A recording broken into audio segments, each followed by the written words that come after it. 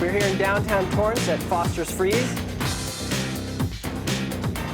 Doesn't get any better than this. We're here at the Torrance Farmers Market. Spotlight Torrance. Hello everyone and welcome to Spotlight Torrance, where we're exploring your city. I'm Shannon Murphy, thanks for joining us. Now it's that time of year again when things are warming up, the kids might be in spring break, and you want to get out and do something in Torrance. Well, I've got the perfect place for you to go, the Torrance Marketplace.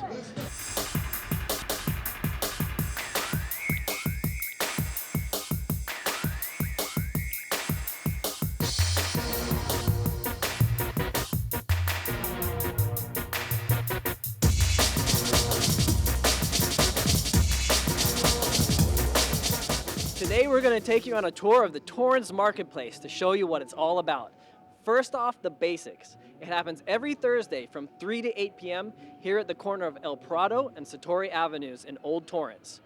They have a ton of vendors with unique merchandise, great restaurants, dancing, a whole bunch of entertainment that you're going to want to check out. Now, who better to tell us more about it than one of the organizers himself, the chef and owner of the Depot and Buffalo Fire Department, Michael Schaefer.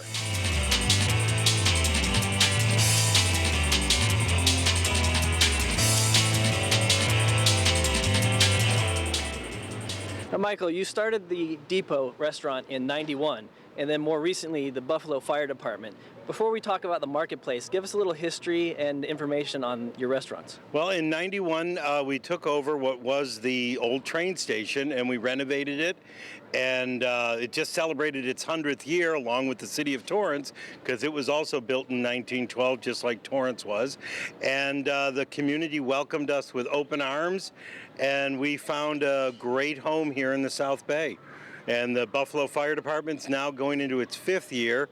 And it too has been well received, and with the whole redevelopment of downtown Torrance, where we're standing was a rundown hotel in '91 and a parking lot. Now look around, there's beautiful buildings, and the place has been redeveloped totally by the city, and it's just a great place to Old Town USA sort of thing. Absolutely. And then, so how did you become involved in the marketplace and its promotion and what you wanted to bring to the city of Torrance? About 8 years ago, my family and I took a trip up to San Luis Obispo, and I saw what they did on Thursday nights in their redevelopment area. And it just was such a great feeling to see all the vendors out there, all the shop owners out there, and the community out there. And it was just the next sort of evolutionary stage in getting downtown Torrance back on the map. You've seen the redevelopment in many other cities like 3rd Street Promenade. When I moved to California in '77, it was dead. Now you can't find parking, so it's part of that redevelopment, making people understand how beautiful the buildings are and that this is a place to shop local, shop small. So Michael, tell us about upcoming plans you have for the marketplace. Well, we're going to be doing, of course, more and more things on the marketplace, but starting in April, we're going to be having our live free concerts here every Saturday night in the courtyard at the fire department. And April 21st is our 2nd annual Triple B Romp and Stomp, where we're going to have 3 blues bands, a great barbecue, bourbon tasting, wine and microbrews, all here on El Prado. We're going to close down the street and have a wonderful afternoon on Sunday, April 21st. And if you're interested in that, you can contact the Depot to purchase tickets. Excellent. So you have a ton of great events coming in, great promotion for the marketplace, bringing in new ideas, new events, a lot like Randy Burler and the South Bay Film Society. Wealthy Jenner is going to tell you all about it. It's a one-man show for South Bay Film Society's Randy Burler, and moviegoers from all over the South Bay are popping up. South Bay Film Society founder Randy Burler has found a way to bring foreign and independent films to him and other movie enthusiasts. It was kind of an accidental thing, actually.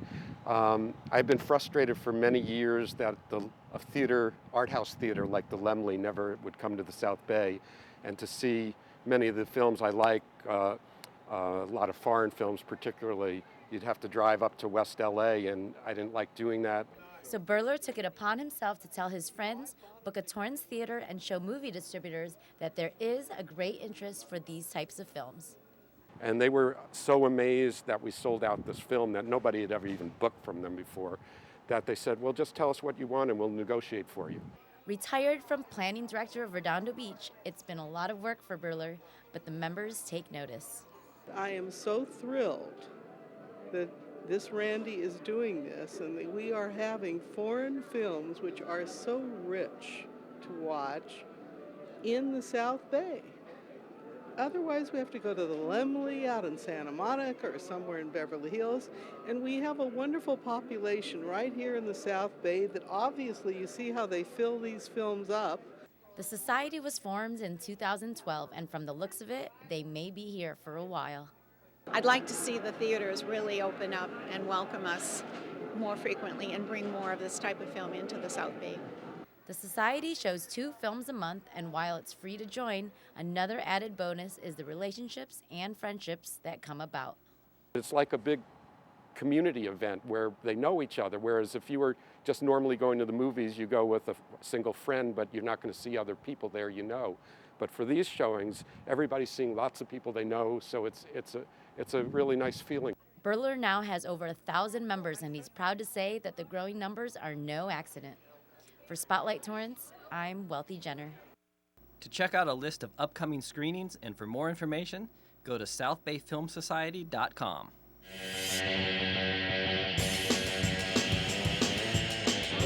Here we are at El Prado and Sartori, where in the afternoons and evenings of Thursdays, this area becomes known as the Torrance Marketplace. And we're standing here with Richard Werner. He's one of the vendors here at the marketplace. Richard, tell us, what are the items you tend to vend here? What I tend to vend is collectible stuff, silver jewelry, coins, a lot of different scrap silver. I also have fossils that are 50 million years old. That's pretty old. You can cut them, polish them. It's already done for you. I just come right down and pick them up. Perfect. Now, you were telling me you make an interesting trip over here. Tell us a little bit where you come from to get to the marketplace here. What I do is I drive all the way in from Las Vegas, and then I come down a couple times a month, just set up down here at the marketplace. Perfect. It's quite a trip to come to. Yeah, it is. But it's well worth it. Oh yeah, well worth it. Well worth the trip. And Rich, you told me a story about one day where the weather maybe wasn't that great, but it didn't affect you or any of the vendors. Tell us what happened. Well, what we did is we all came out, we all set up our tables, and it started to rain, and so everybody covered up, and we had no customers at all because of the rain. So what we did was we all went back, we got up underneath the awnings and the tarps, we ordered pizza, we ordered sodas, and we all had a lot of camaraderie, got to know each other, and just everybody got to hang out for a while. So that's a perfect example of the community and everyone coming together, what Torrance is all about, and the kind of thing that you can expect when you come to the marketplace. Exactly. Now, hopefully the weather doesn't turn bad like that again for you, but if it does, we have a suggestion to maybe take it up a notch from the pizza. We have a brand new restaurant that recently opened, Capicola Sandwich.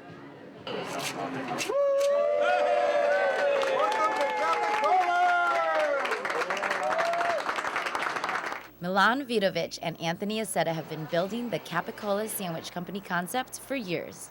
Finally, 2013 came for us to build this incredible new concept. Capicola showcases that they are more than just sandwiches. They've brought Italian flavors that date back to 1958. So in 1958, they started with their recipes that they brought from Sicily, from Italy, we collected all those recipes. We also implemented some eclectic new styles, new salads, organic, healthy, fresh items to build this concept. They offer items from Italian wines to Italian desserts, but what Vidovic hopes customers enjoy most is their special Capicola sauce. We offer the sandwich with our Capicola special sauce, which we're trying to be famous. That's our little special sauce. It's a sun-dried tomato mayo base. We also offer that sweet or spicy, incredible, we call it CSS, Capicola Special Sauce. And that special sauce won't be missing any Italian-style meats. Incredible 3-item meats, which is fresh Capicola, which can be a sweet or spicy, We put the prosciutto, di Parma, and also Italian Genoa salami. So 3 very famous Italian items. The Italian-inspired restaurant sits right here in Torrance.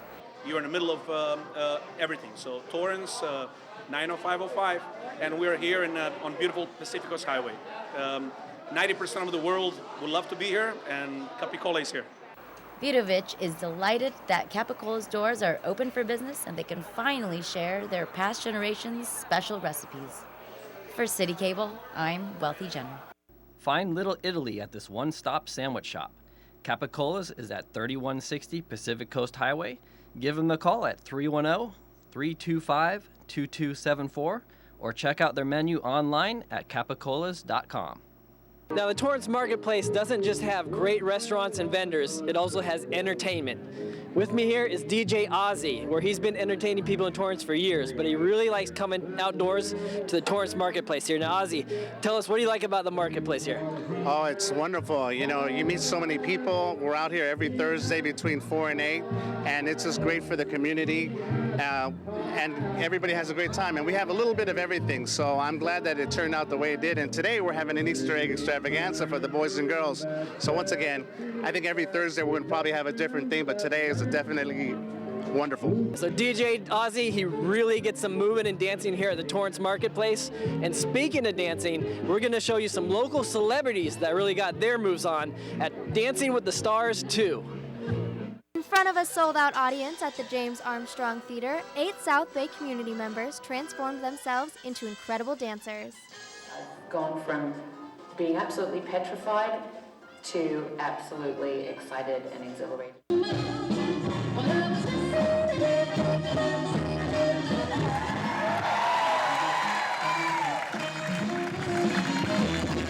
The second annual fundraiser paired contestants with trained dancers, all vying for a shot at the Mirrorball Trophy.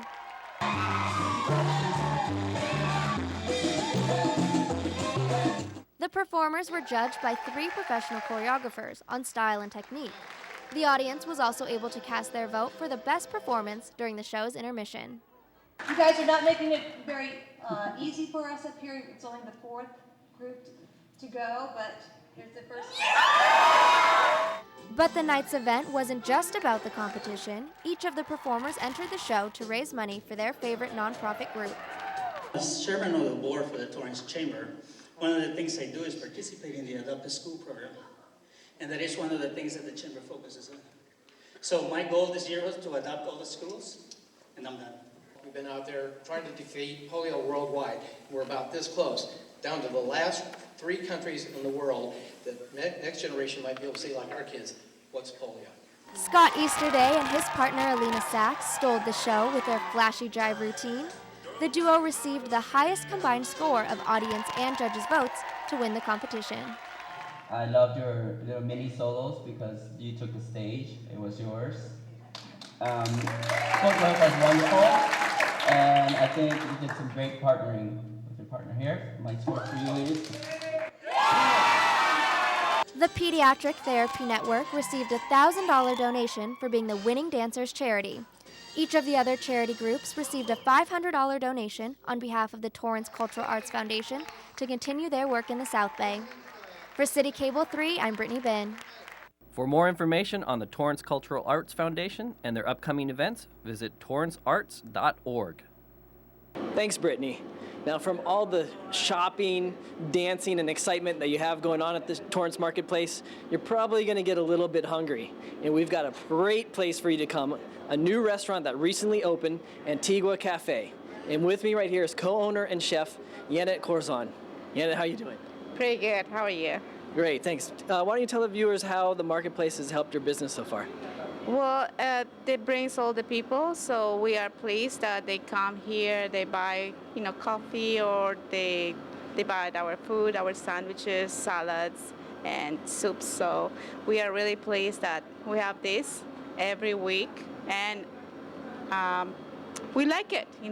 We have quite a few people that come here, and then they go to different places. So we are trying to make it better for everybody too.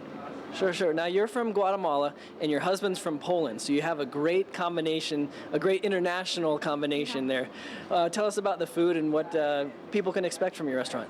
Well, from Guatemala, we have the wonderful Guatemalan tamales that the way we cook them is like we put them in banana leaves. We fold them in those banana leaves. That's why the flavors and all the moist, everything is concentrated there.